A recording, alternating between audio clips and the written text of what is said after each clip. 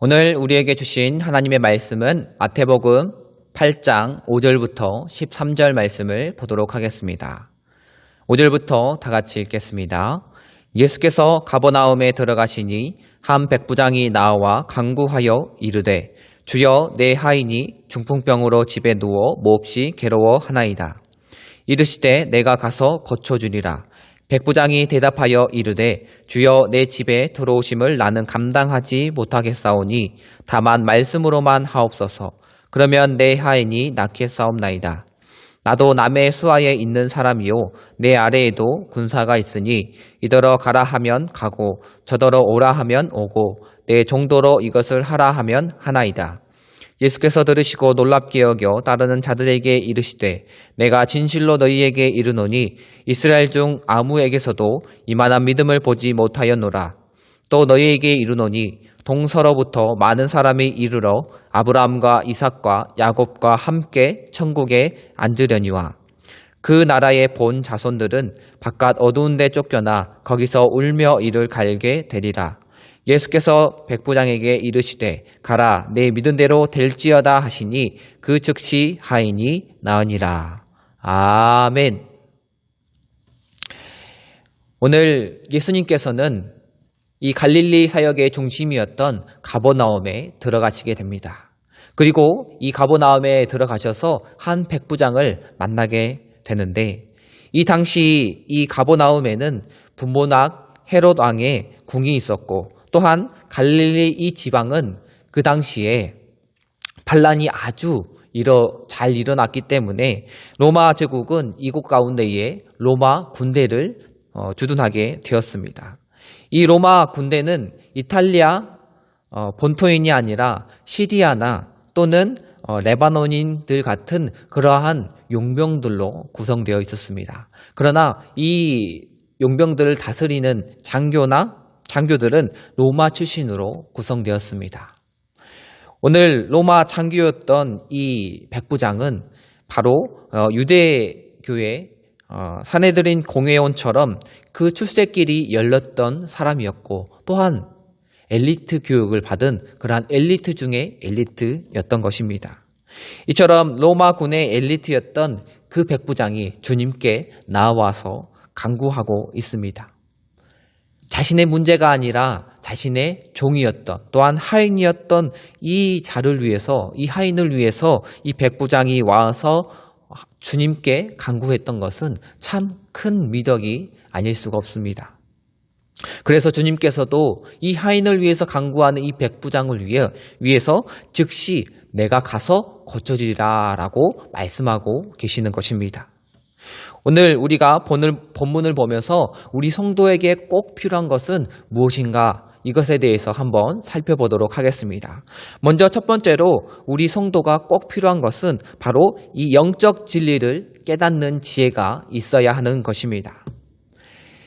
주님께서 내가 가서 고쳐주리라 라고 이 주님이 말씀하시고 또한 친절하게 대답한 것에 대해서 백부장은 도리어 이렇게 놀라운 고백을 하고 있습니다. 주님, 나에게도 부하가 있는데 이 부하에게 명령하면 그들이 이 자신의 백부장의 뜻을 이루어 주는 것처럼 주님께서도 말씀만 하시면 이 하인의 병을 고칠 수 있습니다. 라고 고백하고 있는 것입니다. 그가 부대에 가면 100명이나 되는 그러한 중대급의 부하들이 그를 수종하고 있었고 또한 집으로 가면 자신의 하인들이 자신의 뜻을 따르고 이루어지는 그러한 사람이었습니다. 그는 이러한 논리에 착안해서 그리스도께서 말씀만 하시면 그 뜻을 이 병을 얼마든지 고칠 수 있다라고 믿은 것입니다. 참으로 지혜로운 백부장입니다. 우리는 이러한 영적 진리를 깨닫는 그러한 성도가 되어야 하는 것입니다. 우리 또한 이러한 영적 진리를 깨닫는 이 지혜를 지녀야 하는 것입니다. 백부장은 이러한 지혜를 가진 사람이었고 또한 영특한 사람이었습니다.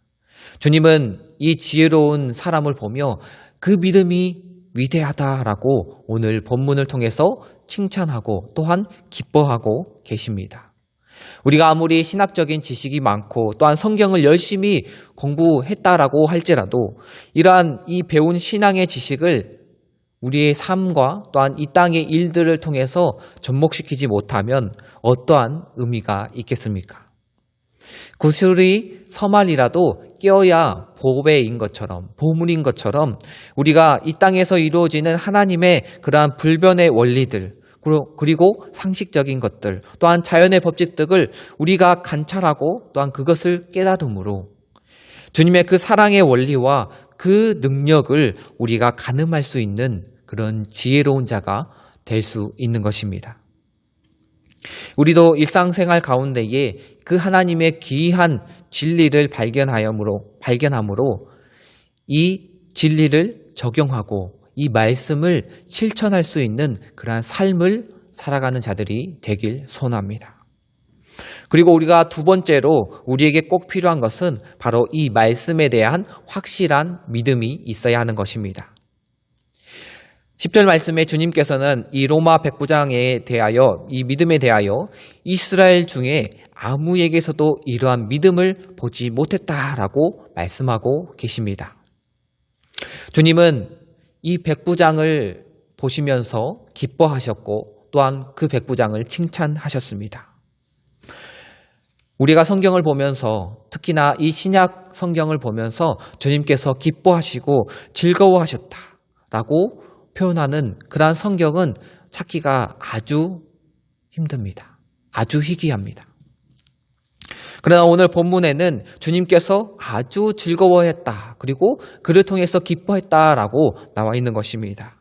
그만큼 그리스도께서는 이 유대인들의 인문주의 사고와 또한 형식적인 종교의식, 그리고 타락한 그러한 죄성 때문에 주님께서는 분노하셨고 또한 때로는 그 불신앙으로 인해서 마음 아파하셨던 것입니다. 오늘 제자들 또한 이 주님의 말씀에 믿음보다는 그들은 이 주님께서 왕으로 이 땅에 오셔서 그 왕의 권세를 가지고 있는 것을 탐하여 주님, 나도 그 자리 한 자리 차지하게 해주십시오. 이렇게 함으로 인해서 그 제자들끼리 서로 싸우는 그러한 광경도 주님께 보여드렸습니다. 그리고 또한 예수님의 가르침이었던 이웃사랑을 잊어버리고 그들이 어린아이들을 쫓아냈던 그러한 제자들이었습니다. 오늘 주님께서는 말씀으로 이 말씀을 들으시고 아주 기뻐하시고 또한 인자한 미소를 지으셨을 것입니다. 성도 여러분, 이렇게 우리가 주님을 기쁘시게 하는 신앙은 어떤 것이겠습니까? 그것은 바로 말씀만을 확신하는 그러한 신앙과 믿음, 즉 오늘 나오는 이 백부장과 같은 믿음이 있어야 하는 것입니다. 이 백부장처럼 주의 말씀과 그 전능하심을 절대적으로 믿는 확실한 믿음과 신앙이 우리에게 있어야 하는 것입니다. 성도 여러분, 우리들은 어떠한 신적 체험이나 큰 기적을 체험해야만 그것이 좋은 신앙, 온전한 신앙, 그리고 큰 신앙이라고 여기는 그러한 경향이 있습니다. 그러나 반드시 그러한 것은 아닙니다.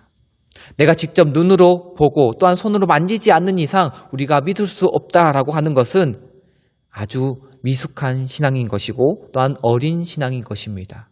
우리는 이러한 어린 신앙, 미숙한 신앙을 버리고 성숙한 신앙이 되어야 하는 것입니다. 어린아이들은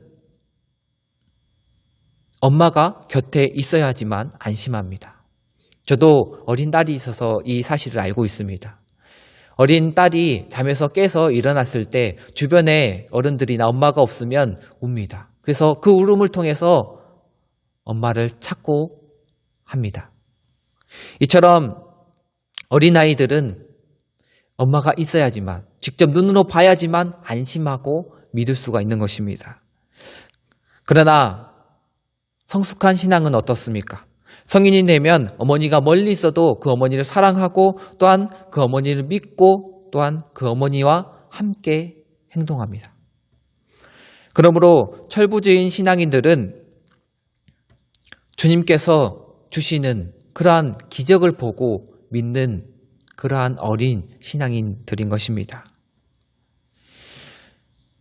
그래서 주님께서는 이러한 신앙인들을 보고 어떠한 교훈을 내려주십니까?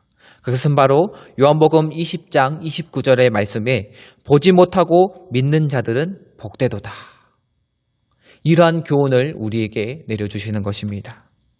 여러분, 우리에게 어떠한 신비로운 체험이나 기적이 없다고 할지라도 성경에 기록된 주님의 그 교훈과 언약을 확실하는 이러한 성숙한 신앙을 소유하는 그러한 자들이 되기를 소원합니다.